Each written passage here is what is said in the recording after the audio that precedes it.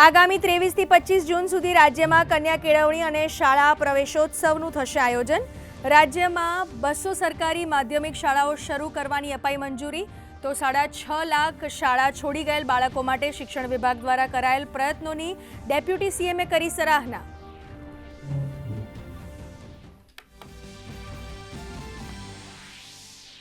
મુખ્યમંત્રી ભૂપેન્દ્ર પટેલની અધ્યક્ષતામાં મળી કેબિનેટ બેઠકમાં વરસાદ ખેંચાતા રાજ્યમાં સિંચાઈ અને પીવાના પાણીની સ્થિતિ અંગે કરાઈ સમીક્ષા। તો ખેડૂતોની વીજ પોલ નાખવા બાબત માંગણી સહિત ચાલી રહેલા આંદોલન અંગે પણ કરાઈ ચર્ચા।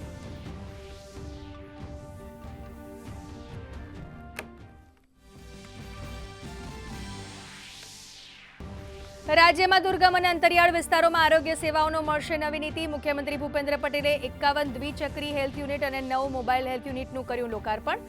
તમામ વાહનો જીપીએસ આધારિત રિયલ ટાઈમ મોનિટરિંગ અને સીએમ ડેશબોર્ડ સાથે રહેશે સંકલિત।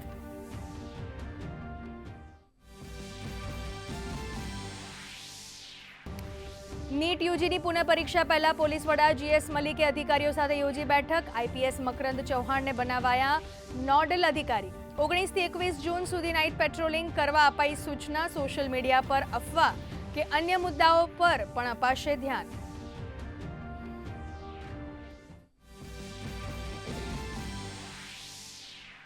પ્રધાનમંત્રી નરેન્દ્ર મોદી ફ્રાન્સના ઇવિયનમાં આયોજિત G7 શિખર સંમેલન કાર્યસત્રમાં રહ્યા ઉપસ્થિત।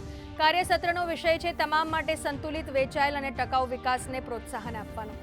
તો પ્રધાનમંત્રીએ જર્મન ચાન્સેલર સાથે કરી દ્વિપક્ષીય બેઠક।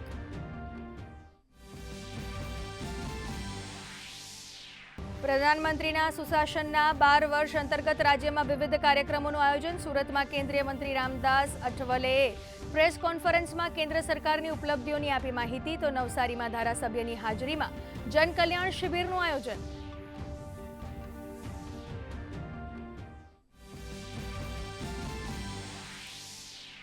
વડોદરા હાઈવે પર ગોઝારો અકસ્માત। લક્ઝરી બસ હાઈવે પર આગળ ઉભેલી ટ્રકની પાછળ અથડાતા 7ના મૃત્યુ, 28થી વધુ ઇજાગ્રસ્ત।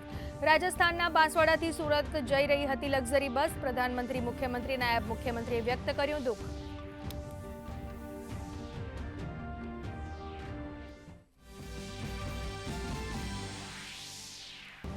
રાજ્યમાં આગામી 2 દિવસ વેસ્ટર્ન ડિસ્ટર્બન્સ સક્રિય થતા વરસાદની આગાહી। આજે ઉત્તર અને દક્ષિણ ગુજરાતમાં વરસાદી માહોલ।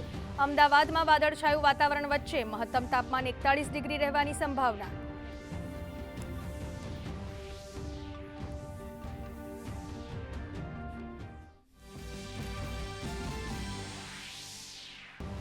ભારત અફઘાનિસ્તાન વચ્ચે લખનૌમાં રમાઈ રહેલી બીજી વનડેમાં ભારતે અફઘાનિસ્તાનને જીત માટે 403 રનનો આપ્યો લક્ષ્યાંક।